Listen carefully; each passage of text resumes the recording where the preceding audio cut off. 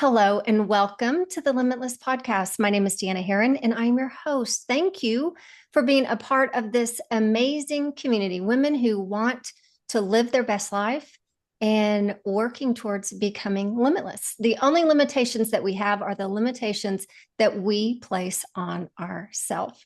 So, on today's podcast, I have an amazing guest that I actually found through Instagram. And so I'm just going to plug right here. You need to go follow this lady, Morgan Adams, on Instagram. And Morgan is a certified holistic sleep coach. And when I first saw her name pop up on my Instagram, I'm like, this is fascinating. Talk about a very narrow niche and who you coach. I think it's so fascinating, Morgan, and love your content. I love all the information that you share about sleeping and the issues, etc. And I would love for you just to introduce yourself to everyone. And how did you get involved as a sleep coach? Well, thank you for the lovely introduction, Deanna. I really appreciate you reaching out and allowing me this platform to talk about my favorite topic ever, sleep. So, how I got into this, it's kind of a long and winding story, but I'll try to condense it. I had a very bad case of insomnia in my mid 30s. I'm now 54, so it was quite a few years ago. I had something called sleep onset insomnia, and that is a specific, kind of flavor of insomnia, which means you have trouble falling asleep. And in that time of my life, I was going through a relationship struggle with a guy friend, a boyfriend. And I was having trouble falling asleep, like I mentioned. It would take me sometimes 1 to 2 hours to fall asleep most nights. After a few months of that, I said, no more. This is getting old. So I went to my primary care doctor and was prescribed Ambien, a very commonly known, prescription sleep aid. At that time in my life, I was working as a pharmaceutical sales rep. So I was, all my life was kind of consumed around different medications, and medications were very normalized in my world at that point. So I did not blink an eye when I was asked to or suggested that I take this Ambien. So I did, and it worked as advertised in that it helped me get to sleep faster. But on the other side, there were some consequences. The consequences mainly happened during the daytime. The next morning, I had a lot of grogginess, a lot of brain fog. And actually, about 80% of people who take sleeping pills have similar side effects the next day. And at this point in my life, I'd moved on from pharmaceutical sales. I was working as a sort of a communications PR person at a public health department. And I was tasked with writing very quickly when the press needed their press releases. And I had a lot of trouble focusing on writing quickly, especially in the morning, because the pills were still in my system. And I did get reprimanded quite a few times for not performing quickly enough. And I'm a high performer, so that was really a huge blow to my ego at the time. And during this period of time, I met a man who is now my husband.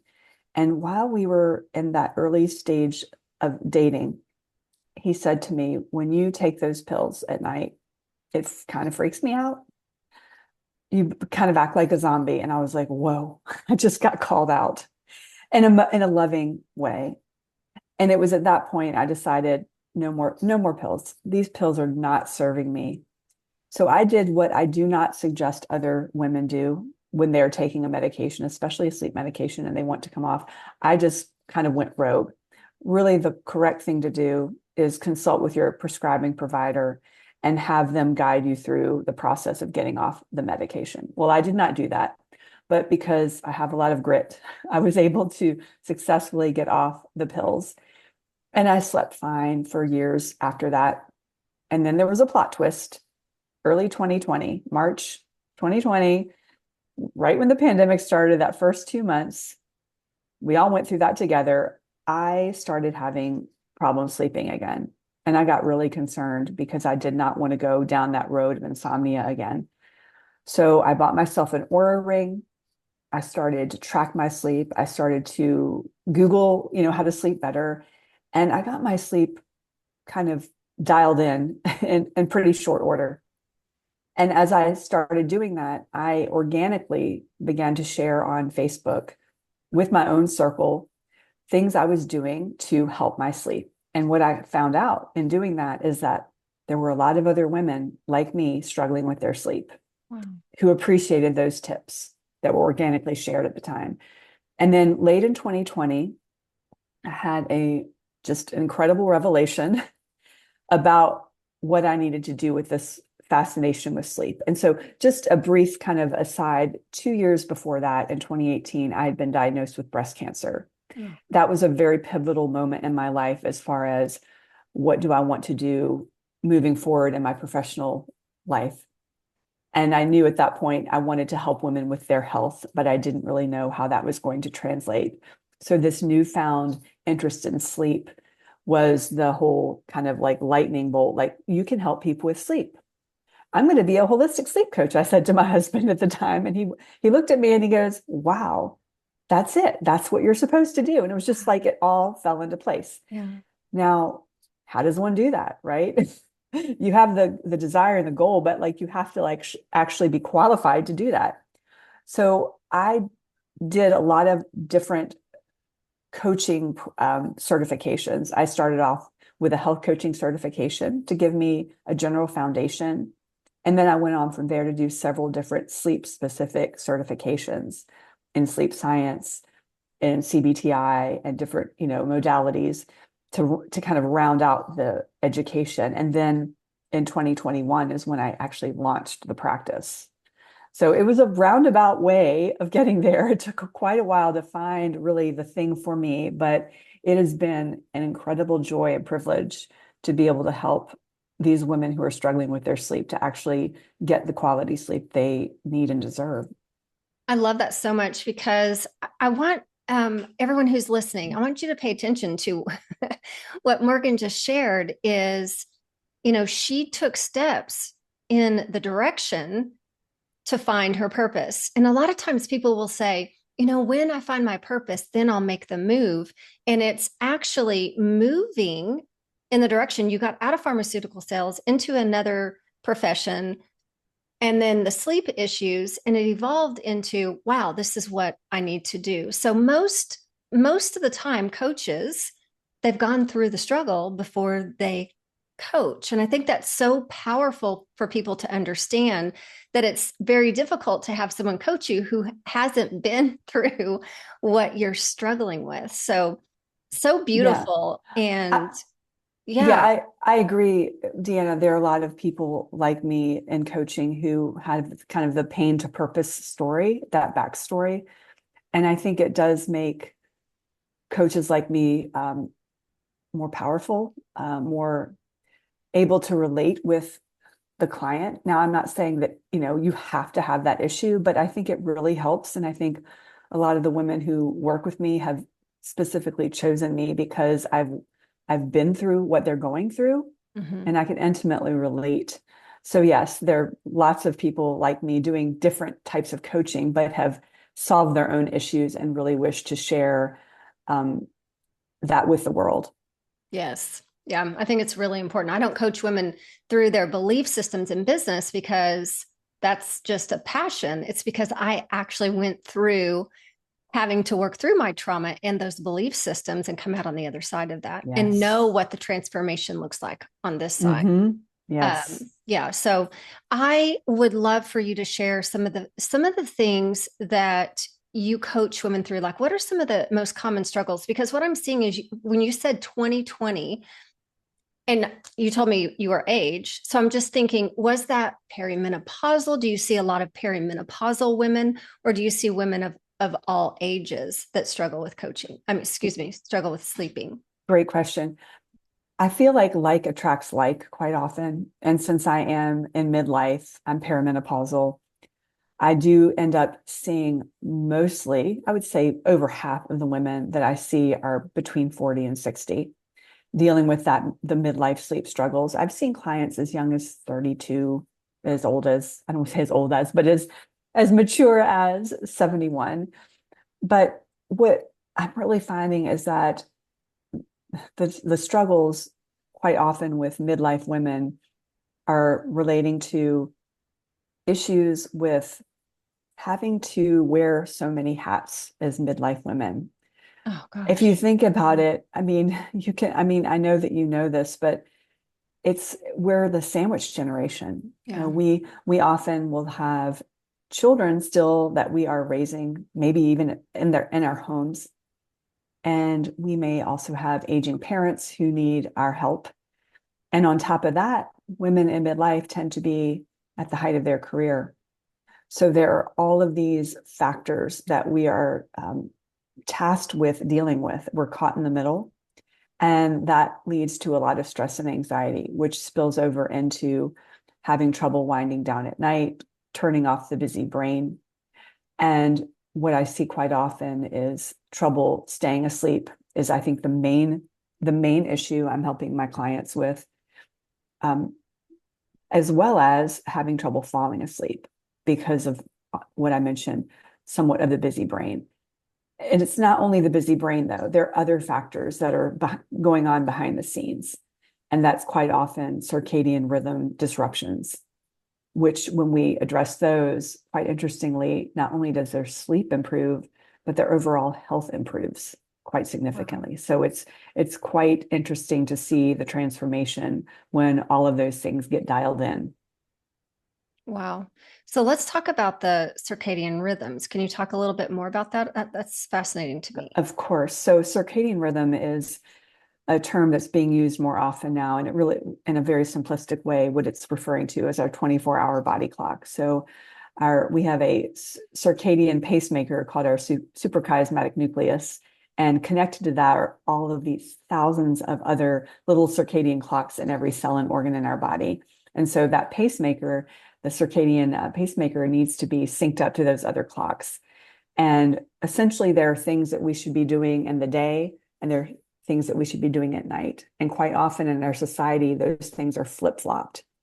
So, Mhm. for example, um, let's look at light, for example. That is the most powerful, called Zeitgeber or time giver in the circadian health world. And what that really ideally needs to look like is we need to have bright days and dark nights.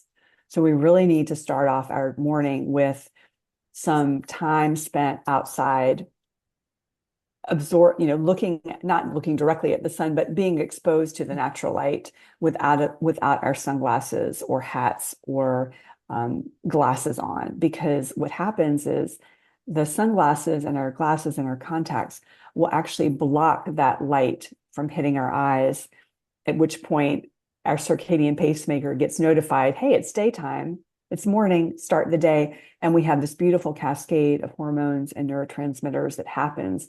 So our cortisol will rise a bit to give us energy. Our serotonin will rise for mood boosting. Our melatonin from the night before gets shut down. And at the same time, the melatonin production for the next night gets boosted. So you're preparing your body. So it's a really important time. And then if you look at the whole daytime, you want to make sure that you are getting outside and taking little light breaks throughout your day. So there was a study that was done in 2020. They were looking at mental health and sleep and how much time someone actually needs to be spending outside in order to really get the benefits from the mental health standpoint of anxiety and depression reduction and sleep benefits. And guess what it was as far as minutes? It was 60 minutes is Wow. is the minimum that we need for optimizing our mental health and sleep. And so it seems daunting at first when you hear that. But if you really break it down and you get strategic, you can actually, most people can do that. I mean, there's some exceptions for people who have jobs where they're literally not allowed outside, but um, you just have to be strategic and do it in small increments throughout the day. So then we go on into the nighttime.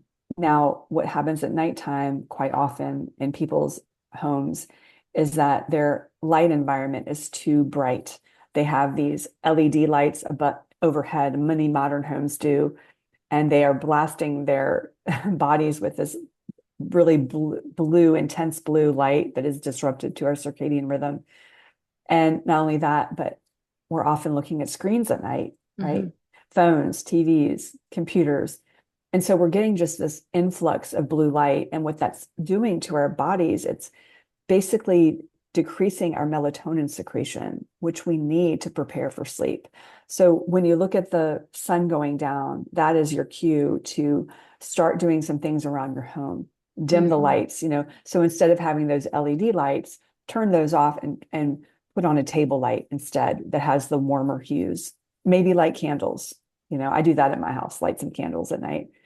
And then if you are going to be on a screen, wear blue blocking glasses. Those are a lifesaver, and they're so accessible for everyone to have. And you can there are times when do need to get on a screen for something. You have to check your schedule for the next day, and you realize it's 9 o'clock, and you're like, oh, I need to really look and see if this is on my calendar. So having the benefit of those glasses can really help when you need to look at a screen. So those are just some basic ways that we can really maximize our circadian rhythm from the light standpoint. And then I'll add one more thing to how to maximize circadian rhythm, because it can go, you can get down the rabbit hole with this, but the one other thing that people can have control over mainly is their meal timing. So Okay, I again, was going to ask that question. yes. Yeah, what about So meals and eating? Yeah. yes, so our bodies and brains crave that continuity and that routine. So if you can design your day to have, 3 meals a day, I'm a big proponent of the 3 meal a day, balanced, a balanced plate, carbs, protein, healthy fat, is picking a window of time that you can commit to having your meals, say within an hour. For example, like if you're going to have breakfast 8 to 9, lunch from 12 to 1, dinner from 5 to 6. That's just an example. Mm-hmm. But trying to be as consistent about your meal times as possible is really important.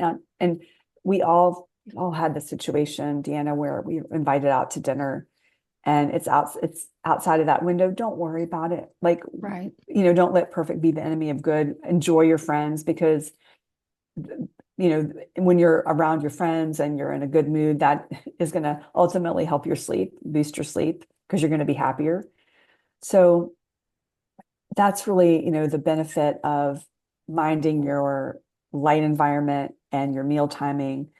And then the final thing I'm going to add, because I could just keep adding and adding, but really, really important thing for an optimized circadian rhythm is a consistent wake up time in the morning. Why this is important is it sets the tone. It tells your body, hey, this is morning. And by virtue of having a consistent wake up time, you are going to have a more consistent going to bed time, because after about 16 or 17 hours of being awake, your body has built up enough of this sleepy chemical called adenosine, where you're going to start feeling sleepy around the same time each night. Yeah. So your wake sleep cycle is going to start having a very regular pattern once you instill that wake up time of being consistent. Now, again, we need to leave a little bit of room for some, times and places when we are going to be out later. So don't worry if you sleep in, maybe 30, 60 minutes on the weekend. Every now and again, it's going to be fine. You're not going to completely ruin your circadian rhythm by doing that. But we really want to keep our sleep wake cycle within 30 minutes plus or minus. Okay. Is really the recommendation Okay. for maintaining that circadian system. That, so crazy, because my sleep pattern's very regular, and there will be times when I will ask my husband, I want to sleep in, on a Saturday. It does not happen. Like it does not happen. But yeah, so that makes total sense. So a question about the food. Why do some people wake up in the middle of the night and feel like they need to eat? Yeah, that's a good question. I think a lot of the time they are having a blood sugar crash and they need that extra energy right then and there. Now, if that's you, what I would suggest is having a very small snack before you go to bed. So generally speaking, what we're recommending as far as timing of meals is having your last meal at least 2 to 3 hours before bed. So finishing your dinner around that time. So if you do need to have a snack, though, it's okay. Don't worry. It's just have it an hour before bed and have it a very small snack, Okay. like Greek yogurt with some almonds on it would be a good snack, or um, maybe half a banana with some almond butter would be an adequate snack. If you have that snack, you are going to probably diminish your chances of having that wake up where you feel like you have to eat. So that's Okay. what I would recommend. And then kind of on a grander scale, if you are having those blood sugar issues, you would want to optimize those from sort of a broader standpoint, as far as like starting your morning with like a more blood sugar balancing breakfast. I know a lot of us grew up with cereal and bagels, and that Mhm. those were just breakfast foods for our generation, right? And you may remember, I remember clearly just never feeling full with those high carb breakfasts. So really starting your day with a healthy portion of protein and fat, and a healthy fat would be the best way to set your body up in the morning for blood sugar balance. And if you set it up in the morning, you're going to be more likely to carry that through the day and into the night. So it may take some tweaking with a professional, or just doing some research on ways to keep your blood sugar balanced. But that's mainly the reason why people wake up and feel the urge to eat. I mean, there are other reasons, but that's the primary Yeah. one that I see. Yeah. Or maybe it's just a habit. They're not really hungry, but they just wake up in the middle of the night and go to food. My mom used to do that. My husband does that. So I've Yeah, seen a lot of people with that habit. it's a habit, and it just reinforces itself over time. And it's actually quite disruptive to our circadian system, because our bodies were only meant to eat during the daylight. If you think about our ancestors and how they were only able to eat during daylight. I mean, they had certain times that they were eating, whereas with us in our modern day society, we have access to food 24/7. Hmm. But we know that when we're eating outside of those regular daylight hours, like midnight snacks, it is really definitely impacting our metabolic system overall, to the detriment of our circadian system. So I always encourage people to, if they wake up in the middle of the night, to try to do something other than snack, because you just end up getting into a perpetuated cycle eating. Yeah. You're, Amazing. yeah, you're So, giving your body a job. Your body's job is to snack, and that's really not what your body is supposed to be doing. It's supposed to actually be resting at night, right. and not consuming calories. Yeah. So fascinating. I loved all that information on the circadian rhythm. Yeah, So I think the one thing that blows me away though is the 60 minutes outdoors in the sunlight. I know. I And know. It I'm blows me away intentional. too. Yeah, intentional in the mornings to sit on my front porch and allow the sun to come into my face and, on me, taking walks, etc. But I think most of us, there's so many people who work from home nowadays. Yeah. Yeah. And Absolutely. Yeah. I mean, I work from home, and the way that I manage this, getting this 60 minutes during the day, is I'll take like several 10-minute walks a day. So that's how I manage it. And, if you are not able to quite squeeze that in, park farther away at mm, a store or whatever. And like I've been working with a doctor recently who has patients back to back. And she's like, how do I manage this? And I said, look, don't let perfect be the enemy of the good here. But in between patients, just stick your head outside for like 5 minutes instead of doing whatever you were going to do. Just go outside and then come back in. So like every little thing adds up, right? right. We just That's have a to, we great have to just be, suggestion. yeah, we Yeah. just have to be strategic and Hmm. think about it. And Yeah. intentional. Yeah. Yeah. Yeah, it's so funny because I let my dogs out several times a day and I notice that they go out and they sit in the sun throughout the day. Yes. Yeah. Yeah.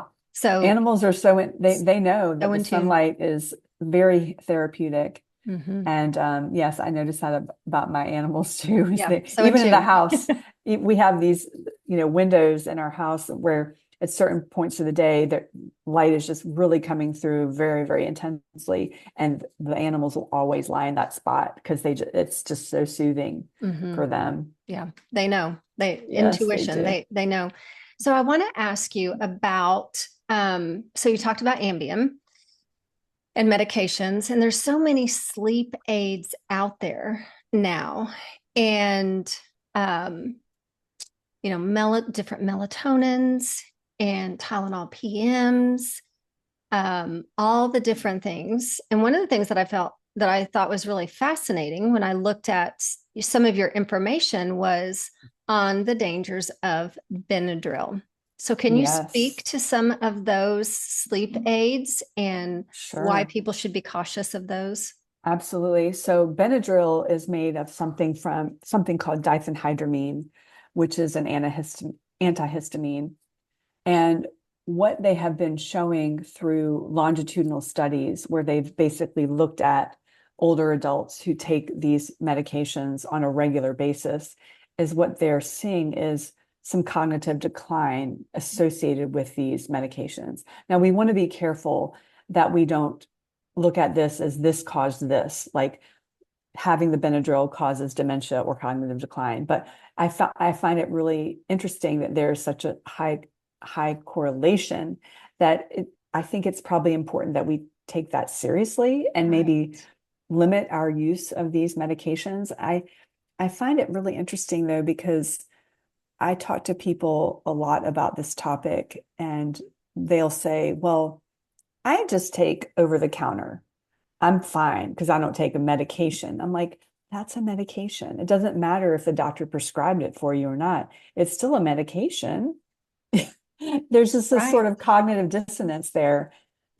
So, you know, if you have to take a Benadryl for the intended purposes of what Benadryl does, no problem. If you take it every now and again, that's totally fine.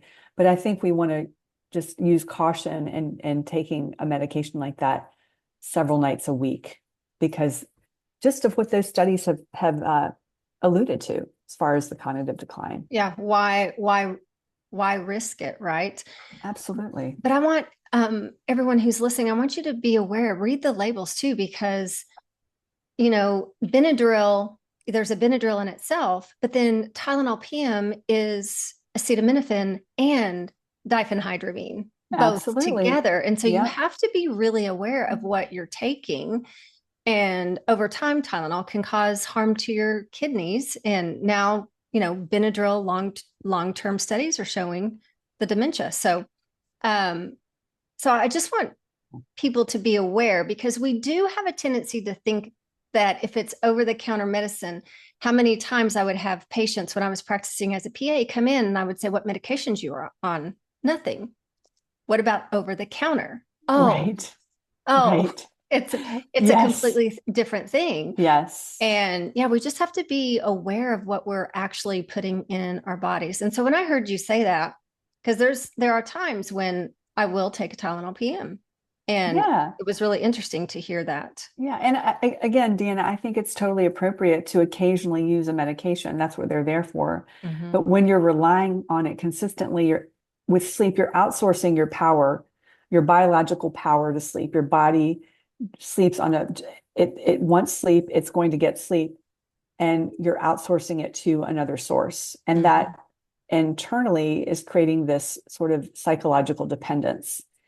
So that's where we get into trouble. It's not the occasional use of the Tylenol PM. It's like I need that Tylenol PM to sleep. When and quite honestly, it's often a placebo effect from Right. medications like that. Right. You Yeah. know, Yeah. you think it's helping, but it's probably not doing too Yeah. much. Exactly. Yeah. So fascinating. This has been absolutely amazing, incredible information.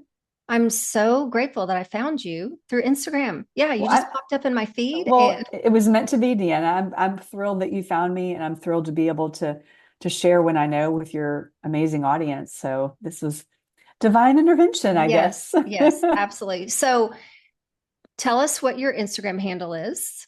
Sure, it's morganadams.wellness. Okay. And, obviously I'm sharing a lot of content there. And my website is morganadamswellness.com. Awesome. So you can find me there. You can book a complimentary consultation with me if you feel like you've got some sleep issues that you feel could be you could benefit from working with a coach, then we should definitely chat. Yeah. Yeah. And it sounds like you have helped a lot of people with their sleeping, Yes, obviously. Yes. definitely, So, definitely. yeah. Yeah. So, you guys go check her out. She is so knowledgeable. I was so impressed with all of the information that you put out on your Instagram, but just this little spunkiness that you have about you too. So, I can tell that you would be just a pleasure to have as a coach. Well, So, thank you. what I an honor appreciate to that. spend this time with you, and thank you for being a guest. And I know that this is probably not the end of our future That's together. right. There will be So, more conversations to come, I'm that's sure. right. Thank you again. All right. Thank you. Take care, everyone. God bless you.